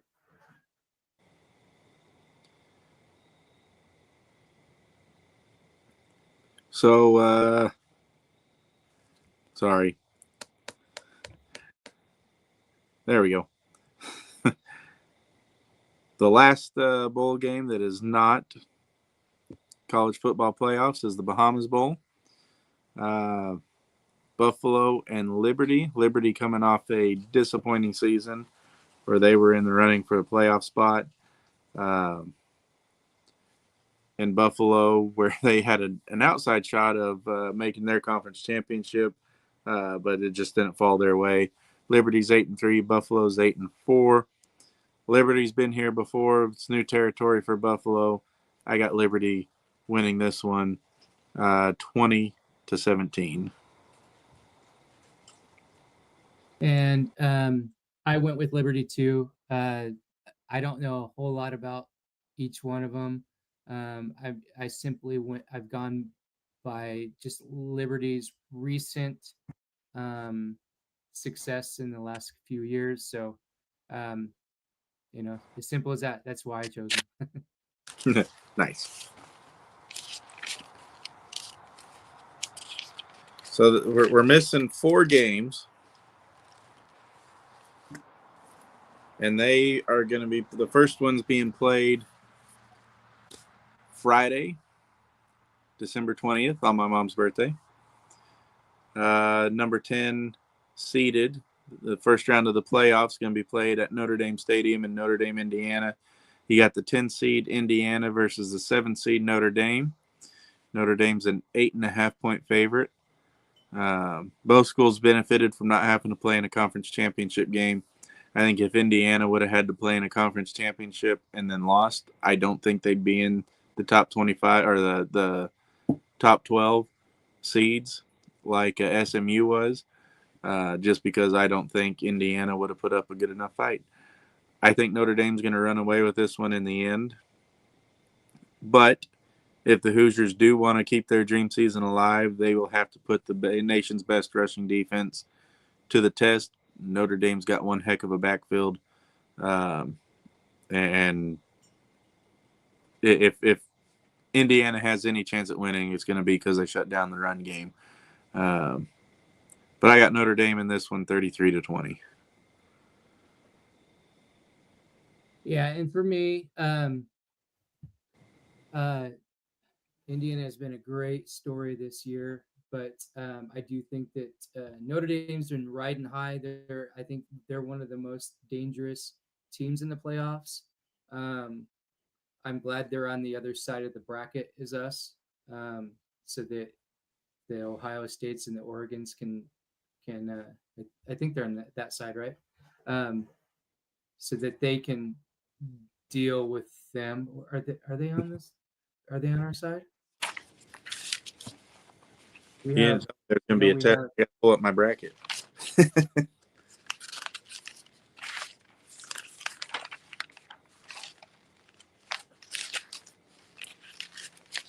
Let's see. Where'd it go? It's this next page. There you go. Nope, they're on our side. They're on the bottom. Yeah. I'm glad they're down there. That we're not facing the winner of that. But I do think that Notre Dame will win that game, and then then it's on for them to Georgia. So I'm glad that Georgia will have to deal with them right away, and then hopefully whoever comes out of that, they're beaten up, and we win. Whoever we meet, and then we'll be fresher for it. Because I could see them even giving Georgia, if they win this game and go on to Georgia, I could see them winning that game too. Yeah. The only thing I can say, even though I did pick the Irish, maybe Indiana learned something from their loss from Ohio State, and they can find some way to beat Notre Dame.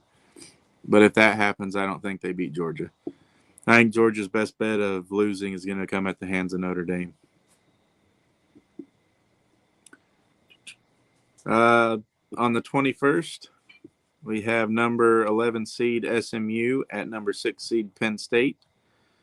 Winner of this game goes on to play Boise State.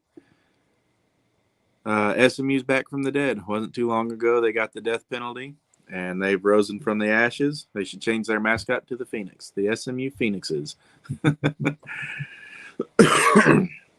But they lost to Clemson in the ACC championship.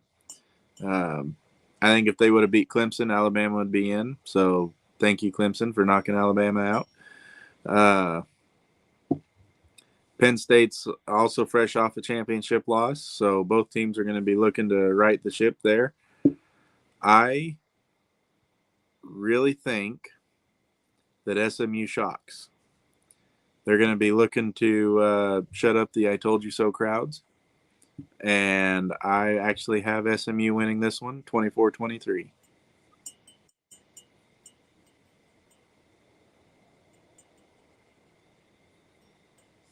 And let me see, who do I pick? Oh, yeah, this was really hard for me because, I've read on, on Bronco Nation Updates, there's a crowd out there that wants Penn State to win so that Boise State can play Penn State. And if we win them, then we can, so-called prove ourselves, right? Yeah. But for me, I don't care about proving ourselves. I think that we've proven ourselves by losing to the number one team in the nation by a last second field goal. We have a Heisman Trophy winner on our team. We're 12-1. We don't have anything to prove. So I'm more on the other side of taking the path of least resistance. So I hope that SMU wins because I think we match up better with them. Yeah. And their crowd, because I think that Penn State will have a crowd that comes to the Fiesta Bowl in droves. They've been to the Fiesta Bowl 7 times and won each time, and they've filled it up every time. So with that being said, though, I did choose Penn State, and this is one of those ones where I chose because of what I know. Yeah. And I know that they're a better team than SMU. SMU is just 1 year removed from G5 status. They spent a whole lot of money to get into the ACC. A valiant effort in the championship game against Clemson, which basically is what saved their playoff lives. If it hadn't gone that way, they would have the committee probably would have gave that spot up to Alabama. So Yeah. But I chose Penn State, but in my heart, I want SMU to win because I'd rather play them. The next one, also on the 21st, number 12 seed Clemson at number 5 seed Texas. Speaking of Clemson, winner will go on to play Arizona State. Clemson's another one of those that they've got to win to avoid the I told you so mob. But it's not going to be easy. Texas has been one of the best teams in the nation all year long. Their only 2 losses have come to Georgia. But Dabo's been here before. He knows how to prepare his team for it. And I think he puts up a run for their money early on. But I just think Texas is too talented, especially on defense. And they pull away late. 42-23 Longhorns is my pick. Yeah, and this is another one of those games where my heart's telling me I'm rooting for a different team, but just realistically and because I know I chose the realistic pick. I want to see the underdogs win in the playoffs. So I'm rooting for Clemson, but I think that Texas is going to win. And I think that Clemson actually does have a legitimate shot because of their head coach, right? Yeah. He's been there, done it. So, and that proved it in the ACC championship. When they, they stumbled there and kind of went stagnant, they were able to pull that game out of their ass and win, Yeah. right? So, Yep. Respect. So, but again, rooting for them in my heart, but I think Texas wins this. The last first round game, number 9 seed Tennessee versus number 8 seed Ohio State. Ohio State's a 7-point favorite in this one. Winner will go on to play Oregon. They couldn't get Ohio State and Oregon in for a rematch in the Big Ten championship, so they're going to try it again in the playoffs. But Ohio State has struggled lately, trying to win the big games. They just haven't been able to do it. For Here's a fun fact for you: 40% of Ryan Day's losses have come at the hands of Michigan. I thought that was quite funny. Day has only lost 10 times at the helm of Ohio State, and 4 of them have been to Michigan. Just can't get over that Michigan hump. But And that's not good for his occupation, for sure. nope. If Tennessee brings their pepper spray on defense, they'll win. Send Ohio State packing. I actually have Tennessee winning this one 24-21. This one right here, I went back and forth. I was,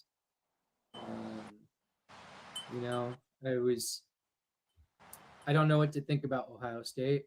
Don't know how they're, if they're going to rebound from that loss from Michigan. Respect them pretty much equally.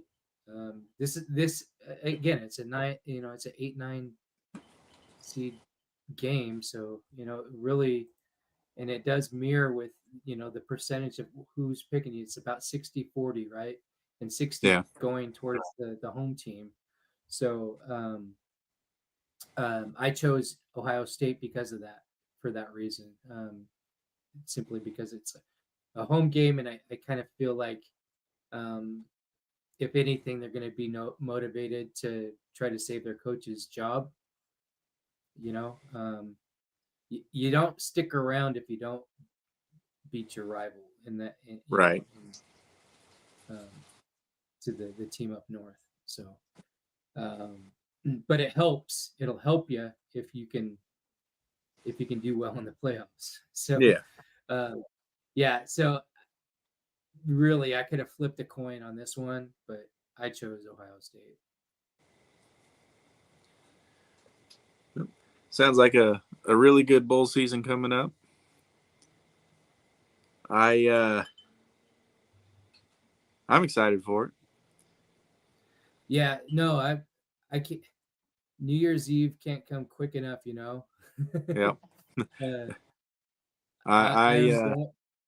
I'm gonna have a party down here. I'm gonna have blue and orange balloons everywhere. We'll see how that turns out. I'm actually gonna I'm making the trip down south. I'm gonna go to the Fiesta Bowl. Nice. Already got my ticket.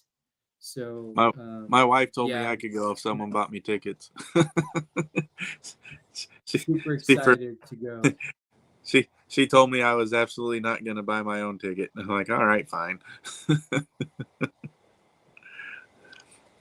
That's all right. I'll buy my own ticket to the national championship game then.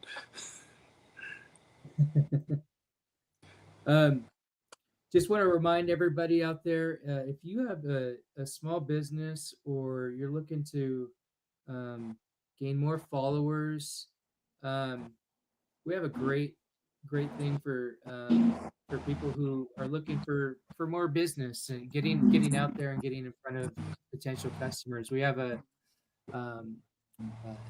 platform called Serving Bronco Nation. And what it is we have some plans. They're really affordable. There's 4 plans. There's an elite, a pro, a legend, and an icon plan. And for each plan that you purchase, you have more potential at more views. And right now, across our platforms, when you're on the directory, we funnel those views to the directory. And in November, we reached 3 million views. And for December, things are just going out of control with all the popularity of Boise State. I'm forecasting that in December we'll probably double what we had in November. So for a very affordable startup cost to get on that directory for your small business, you could be reaping millions of views per year. It's generally a one-time buy, and then it lasts all year. And so you get the we're sharing our views with your company, and we also set up a monthly payment plan. We'll do that, and everything that is invested into serving Bronco Nation .com, it goes to Boise State student athletes. So it's a win-win. The student athletes win, and then your company wins, or your platform wins. Because once you get on there, then the views are just going to come, and then you have the potential of all the new customers hitting your websites, seeing your products, your goods, your services, all that. It's a win-win. It's great. So if you're ever interested, check out servingbronconation.com/plans. The plans are there. Shows you the newest updated views on the month, and how that breaks down on all of our platforms. Also, if you ever have any questions about Bronco Nation updates, go to our newly formed website at bronconationupdates.com. We have a frequently asked question portion on there, and we also have a link tree there where you can go to pretty much every single platform that we provide. So you can do your research before you get on the directory, and then if that's something that you would like to do, it's a very affordable investment for your company to get millions of views directed your way, and that's going to equate to new customers, more sales, and more clout as you get your name out there. But anyway, appreciate everyone for stopping by. Also, hey Nick, real quick. Yeah. For all you Vandal fans and haters out there, they put up a valiant effort against Montana State. That game is final. Montana State 52, Idaho 19. Wasn't even close. I do got a question for you. Who you taking this week in the Army-Navy game?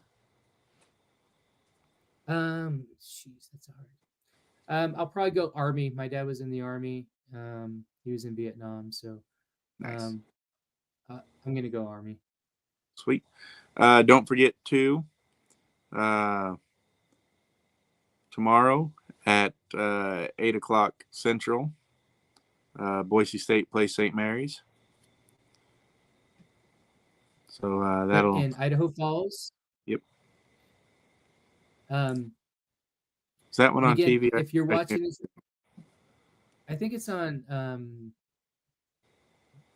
Mountain West Net. Okay. Such a shame that a 9-1 versus a 6-3 can't find a network.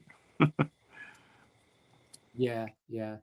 And also, if you've been watching this video, if you missed a lot of it, you can head on to YouTube and watch it in its entirety. But if you've been following along, go to ESPN Bowl Mania and do a search for Bronco Nation Updates. Join our group in the challenge, and it'll be a lot of fun. So, and if you have a problem finding that, go to our Facebook group. We have 27,000 members in it. Go in there and use our new AI assistant, Blue, and just search up Bowl Mania, and Blue should be able to pull up that post for you. And then the link is in there, and you can link right to it, and then you can create your own profile and start picking your games. But you're going to need to do it before tomorrow, because bowl season starts tomorrow. So yep. Get in there, make your picks, and let's all follow along. And we'll probably do some reaction shows, and then we'll also preview after the first round of the playoffs as well. And we'll do some other stuff too. We're going to cover basketball and other sports as well. Yeah. Maybe do our very first basketball focused. Yep. That's coming right around the corner. We gotta get this. We got a juggernaut in the football right now, so that right. that that takes all of our attention for sure. So Yep. we got lots of moving parts. We got a Heisman. We got the history that we're making, and college football playoffs, and going into the Fiesta Bowl. So big things going on in football. But when we win the championship, then we'll have time to pivot, and we'll make our way to basketball. So Yep. want to thank you for joining me tonight, Sam. I know it was quite the trek to get here, and it's You kind of see the late bags under my eyes? night. A working man. So Yeah. appreciate you. Appreciate everyone who stopped by and were watching. And until next time, bleed blue, go Broncos, ride or die. Go Broncos.